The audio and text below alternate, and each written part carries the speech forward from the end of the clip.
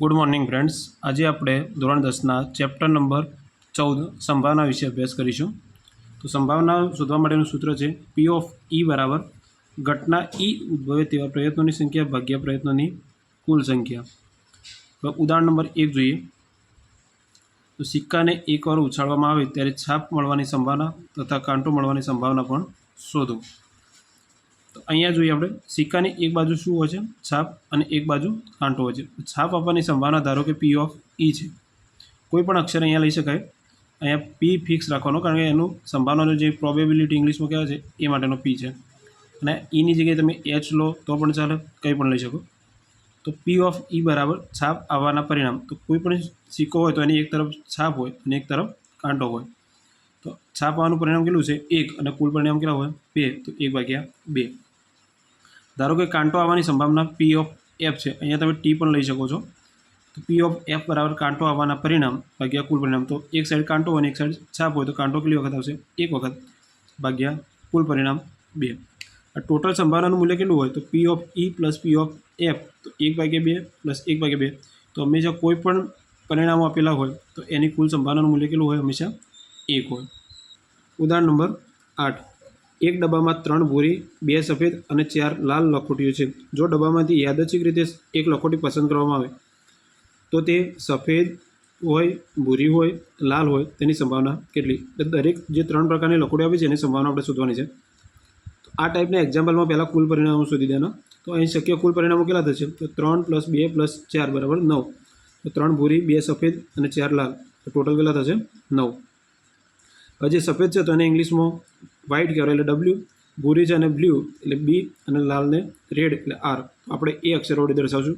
તો ઘટના W માટે શક્ય પરિણામો, તો સફેદ લખોટીઓની સંખ્યા કેટલી છે 2, તો 2 આવશે। તો P ઓફ W બરાબર ઉપર શક્ય પરિણામો નીચે કુલ પરિણામો, તો 2/9। હવે બીજા ભાગમાં ઘટના B માટે શક્ય પરિણામ, B એટલે કે ભૂરી લખોટી માટે। તો ભૂરી લખોટીની સંખ્યા કેટલી હતી 3, તો P ઓફ B બરાબર 3/9, જેનું સાદુરૂપ થશે 1/3। અને ત્રીજા ભાગમાં R લખોટીઓની સંભાવના એટલે કે રેડ લાલ કલરની લખોટીઓ, તો ઘટના R માટે શક્ય પરિણામ કેટલા થશે 4, તો P ઓફ R બરાબર 4/9। ઉદાહરણ 9, હરપ્રીત 2 જુદા જુદા સિક્કાઓને એક સાથે ઉછાળે છે, તે ઓછામાં ઓછી એક છાપ મેળવે તેની સંભાવના કેટલી? હવે જ્યારે એક સિક્કો ઉછાળવામાં આવે છે તો એમાં 2 શક્યતા રહેલી હોય છે, એક બાજુ છાપ અને એક બાજુ કાંટો। પણ જ્યારે 2 સિક્કાને ઉછાળવામાં આવે તો આપણે એ પણ સિક્કામાં શું હોય છાપ અને કાંટો। તો એ રીતે એમને ઉછાળીએ તો એવું પણ બને કે બંને એક સાથે છાપ આવે।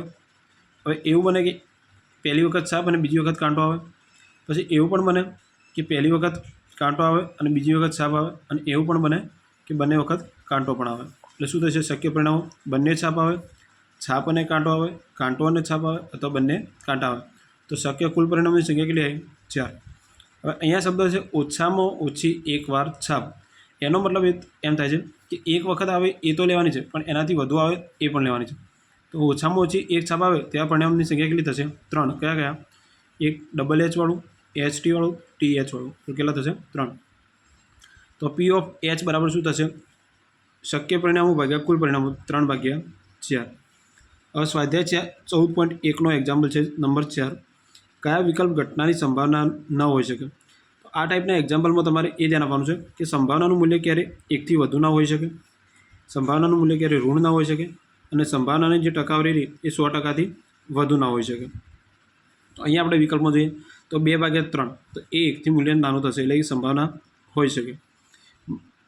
-1.5 જે ઋણ મૂલ્ય છે એ સંભાવના ના હોઈ શકે। 15% જે 100%થી નાનું છે તો એ સંભાવના હોઈ શકે। 0.7 જે 1થી નાનું છે સંભાવના હોઈ શકે। આપણને અહીંયા પૂછ્યું છે કયા વિકલ્પ ઘટનાની સંભાવના ન હોઈ શકે, તો -1.5 એ થશે નહીં।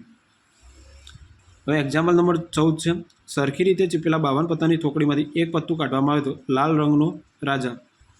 હવે પહેલાં તો જે પત્તાની વાત આવે છે એમાં કુલ પરિણામો કેટલા થશે 52 થશે, લાલ રંગનો રાજા। તો એની આપણે સંભાવના શોધવી હોય તો અહીંયા જોઈએ તો કુલ પરિણામની સંખ્યા છે 52, લાલ રંગનો રાજા હોય તો એ સમયે લાલના જે રાજાના પેજ આવે છે એ પણ ધ્યાનમાં લેવાના, અને ચોકટના જે રાજાનું પત્તું આવે છે એ પણ ધ્યાનમાં લેવાનું। તો લાલનું પત્તું થશે 1 અને ચોકટનું થશે 1, તો શક્ય પરિણામો લાલ રંગના રાજાના કેટલા થશે 2 અને ટોટલ પરિણામ કેટલા હતા 52. તો પી ઓફ આર કેમ લીધું અહીંયા લાલ રંગની વાત છે એટલે તો 2/52 તો 2/52 ને સાદુરૂપ આપીએ તો 1/26. હવે બીજા ભાગમાં એમ પૂછ્યું છે કે મુખ મુદ્રાવાળું પત્તું હોય એની સંભાવના કેટલી. તો ધારો કે મુખ મુદ્રાવાળું પત્તું હોય તેની સંભાવના પી ઓફ એમ છે. તો પી ઓફ એમ બરાબર મુખ મુદ્રાવાળા પત્તાની સંખ્યા ભાગ્યા કુલ પત્તાની સંખ્યા. હવે મુખ મુદ્રાવાળા કયા થશે તો 4 બાદશાહના, 4 રાણીના અને 4 ગલ્લોના. તો 12/52 3/13 3/13 કારણ કે અહીંયા 3 ચોક 12 થશે અને 13 ચોક 52 થશે, 4 4 કેન્સલ થશે. ત્રીજા ભાગમાં છે લાલ રંગનું મુખ મુદ્રાવાળું પત્તું. લાલ રંગનું હોવું જોઈએ અને મુખ મુદ્રાવાળું હોવું જોઈએ. તો આપણે 12 જે મુખ મુદ્રાવાળા આપીએ છીએ તો એમાં અડધા કયા હશે કાળા રંગના હોય અને અડધા કયા રંગના હોય લાલ રંગના હોય. તો કાળા રંગના 6 થાય અને લાલ રંગના કેટલા થાય 6. તો ધારો કે લાલ રંગનું મુખ મુદ્રાવાળું પત્તું હોય તેની સંભાવના કઈ છે પી ઓફ એ. તો પી ઓફ એ બરાબર 6/52. તો 6ને અહીંયા ડિવાઈડ કરીએ તો 3 × 2 અહીંયા 26 × 2 2 કેન્સલ થશે, જવાબ આવશે 3/26. એના પછીનો લાલનો ગુલામ બરાબર. અહીંયા લાલ રંગનો નથી કહ્યો. જો લાલનો પૂછે તો એકલા જે આપણે આ ટાઈપનું લાલ કલરનું આવે છે એને ધ્યાનમાં લેવાનું, અને લાલ રંગનો પૂછે તો જે ચોકટના આવે છે રેડ કલરનો એ બંને ધ્યાનમાં લેવાશે બરાબર. તો ધારો કે લાલનો ગુલામ હોય તેની સંભાવના પી ઓફ જી છે. તો પી ઓફ જી બરાબર એક જ પત્તું એવું હોય જે લાલનો ગુલામ હોય તો 1/52. હવે શોર્ટમાં સમજીએ કાળીનું પત્તું. કાળીનું કીધું છે, અહીંયા કાળા રંગનું કહ્યું નથી. તો કાળીના પત્તા કેટલા હોય તો દરેક લાલના, ચોકટના, ફૂલીના અને કાળીના 13 પત્તા હોય તો કાળીના કેટલા થશે 13/52. તો 13 ચોક 52 તો સાદુરૂપ કેટલું થશે 1/4. ચોકટની રાણી અહીંયા ચોખવટ કરી છે ચોકટની રાણી. તો રાણીની સંખ્યા 4 હોય બરાબર, પણ ચોકટની કેટલી હોય 1 તો 1/52. હવે એક્ઝામ્પલ નંબર 13 જોઈએ કે પાસાને એકવાર ફેંકવામાં આવે છે તો તે અવિભાજ્ય સંખ્યા હોય. કેવી સંખ્યા અવિભાજ્ય. હવે પહેલાં પાસા જોઈએ. પાસો જે હોય છે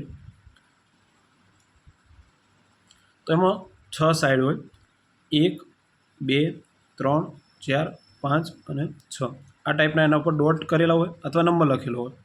તો 6 સુધીના હોય છે બરાબર. તો પાસા પર કુલ પરિણામની સંખ્યા કેટલી થશે કુલ પરિણામ 6 થશે. ધારો કે અવિભાજ્ય સંખ્યા આવવાની સંભાવના. તો આપણે આ જે સંખ્યાઓ લખી 1 2 3 4 5 અને 6 તો એમાં અવિભાજ્ય કઈ સંખ્યાઓ થશે 1 2 થશે, 1 3 થશે અને 5 થશે. એક અવિભાજ્ય ગણાતી નથી એ વિશિષ્ટ સંખ્યામાં આવે છે. તો જે સંખ્યાના માત્ર 2 અવયવ હોય એને અવિભાજ્ય સંખ્યા કહેવાય. તો 2 3 અને 5 તો કેટલી સંખ્યાઓ થઈ ટોટલ 3 સંખ્યા. તો અવિભાજ્ય સંખ્યા આવે તેવા શક્ય પરિણામની સંખ્યા કેટલી થશે 3. તો પી ઓફ એ બરાબર અવિભાજ્ય સંખ્યા આવવાના શક્ય પરિણામ ભાગ્યા કુલ પરિણામ 3/6 બરાબર 1/2. હવે એમાં બીજો ભાગમાં છે અયુગ્મ સંખ્યા મળવાની સંભાવના. અયુગ્મ તો અહીંયા આપણે જે સંખ્યાઓ લખી છે અયુગ્મનો મતલબ શું થશે એકી સંખ્યાઓ. કઈ સંખ્યાઓ થશે એકી સંખ્યાઓ. તો એકી કઈ સંખ્યા આવશે 1 આવશે, 3 આવશે અને 5 આવશે. તો અહીંયા 1 થી 6 માં અયુગ્મ પણ 3 આવે. અવિભાજ્ય પૂછે તો પણ 3 સંખ્યાઓ આવશે અને યુગ્મ પૂછે તો પણ કેટલી આવશે 3. તો ધારો કે અયુગ્મ સંખ્યા આવવાની સંભાવના પી ઓફ બી છે. તો અયુગ્મ સંખ્યા આવે તેવા શક્ય પરિણામો કેટલા થશે 3. કેમ 3 થયા તો એવી સંખ્યાઓ કઈ હતી 1 3 અને 5. તો પી ઓફ બી બરાબર 3/6 1/2. હવે ત્રીજા ભાગમાં છે 2 અને 6 વચ્ચેની સંખ્યા આવે તેની સંભાવના શોધો. 2 અને 6 વચ્ચે. તો 2 અને 6 વચ્ચે કોણ છે 3 4 અને 5. તો કેટલા પરિણામો થયા 3. તો ધારો કે 2 અને 6 વચ્ચેની સંખ્યા આવે તેની સંભાવના કેટલી થશે પી ઓફ સી.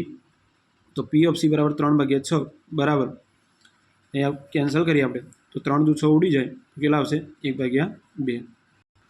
હવે અહીંયા એક ટોપિક સમજીએ કે જે પત્તાવાળા સંભાવનાના એક્ઝામ્પલ પૂછાય છે એમાં ઘણી વખત જે સંખ્યા લેવામાં આવે છે શક્ય પરિણામો એમાં ભૂલ થાય છે. અહીંયા આપણને પત્તાવાળા પેજમાં કુલ પરિણામ તો 52 હોય છે, પણ જ્યારે કોઈ પ્રકારના પત્તા આપ્યા હોય તો એ વખતે કયા લેવા અને કયા પત્તા એમાં ગણવા નહીં એ વખતે કન્ફ્યુઝન થાય છે. તો અહીંયા જોઈએ તો પહેલાં તો 52 પત્તાઓ છે તો એ 4 ભાગમાં ડિવાઈડ થશે.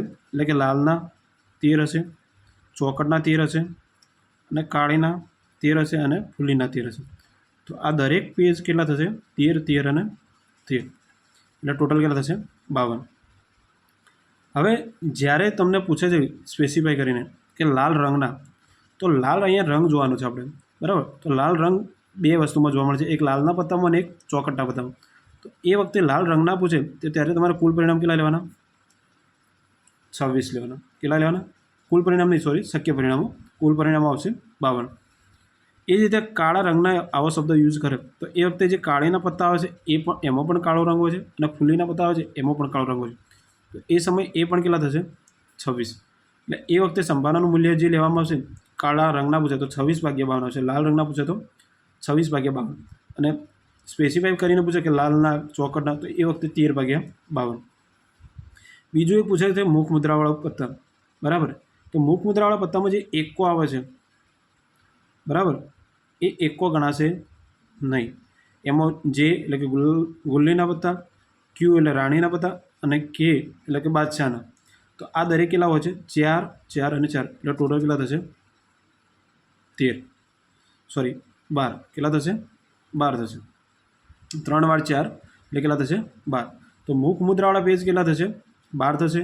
લાલ રંગના થશે 26, કાળા રંગના થશે 26, અને લાલના પૂછે, ચોકના પૂછે, કાળીના પૂછે કે ફૂલીના, એ દરેક કેટલા હશે? 13, 13, 13. તો આ વસ્તુ ખાસ ધ્યાનમાં રાખવાની. Thank you.